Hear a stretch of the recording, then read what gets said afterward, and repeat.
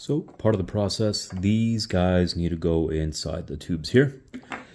So without further ado, just get this slot on one side, and then the most exciting part, the actual insertion. So nice and smooth. Get this guy back around here, tighten it. All right, so that's one side that's been connected. Don't want this too tight. Actually, as a matter of fact, I might actually trim this because it looks kind of ridiculous here. Don't want it too tight when I'm actually going to be installing it. May need to swivel around a little bit. We'll see. Same thing goes for this guy over here, right there. Let's go ahead and get that tag off. Thank you, Rona, for that. Get this in position, like so. Next one.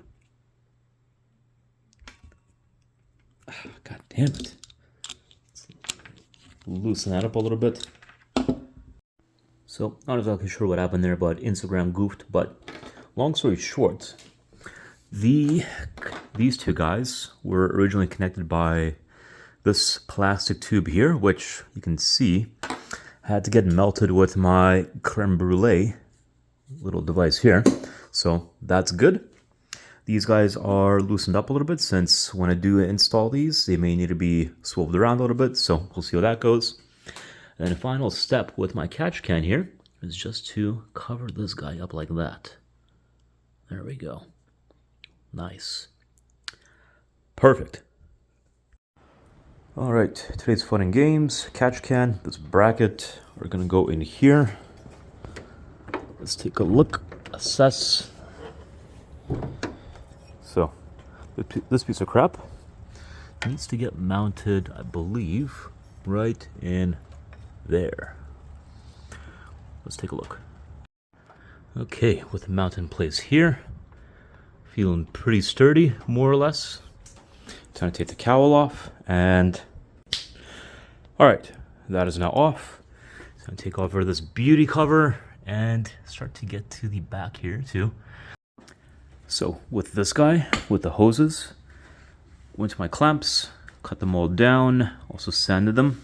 So you can see all the bits here, and I will always try to find any excuse that I can to use my favorite Dremel. So all these got chopped and now ready to put them all back together and into the car. So that took a little bit of effort to get out, but here we have the pipe. It is completely broken as well, so garbage.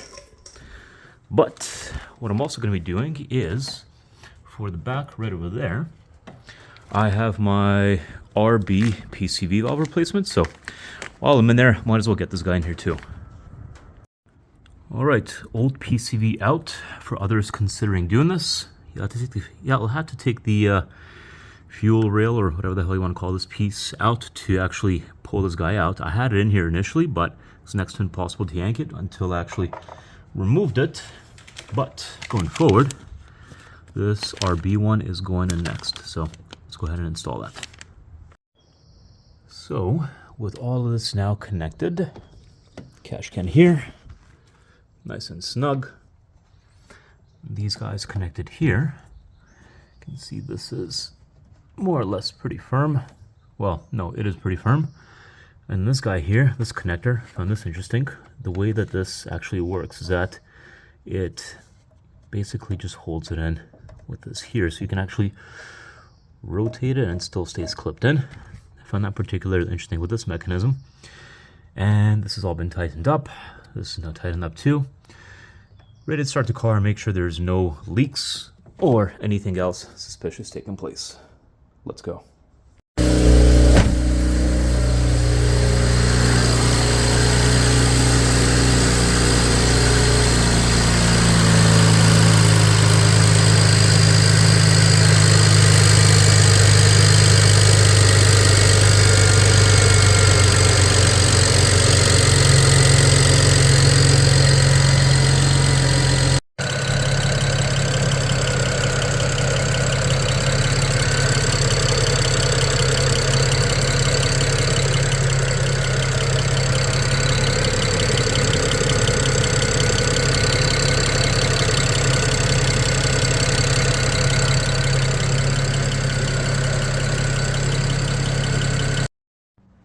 So that's looking good.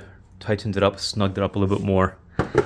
Last piece I need to do is actually trim this guy. So with the new tubing going back there, this little piece, just like that, get that out of there. Should be easy to install. All right, after a little bit of Dremel action, this is now looking cash money. Should clean this up a little bit more, but we'll go with this. Let's see how it fits.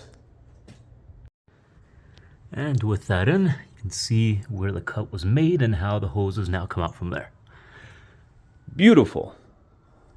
So one more final piece to get the cowl back together, but one of the plans for summer is to actually do a modification to this. Anyone that has an E9X car knows how much of a pain in the ass it is to do any work here to take this guy off here first. But an interesting mod that I've seen is, by still retaining a lot of the factory functionality, is you do a trim on this side over here as well as on the other side right over there.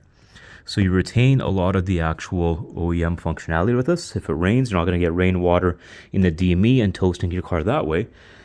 And then essentially, instead of using this, you just use the covers on this side and this side to still have some coverage there.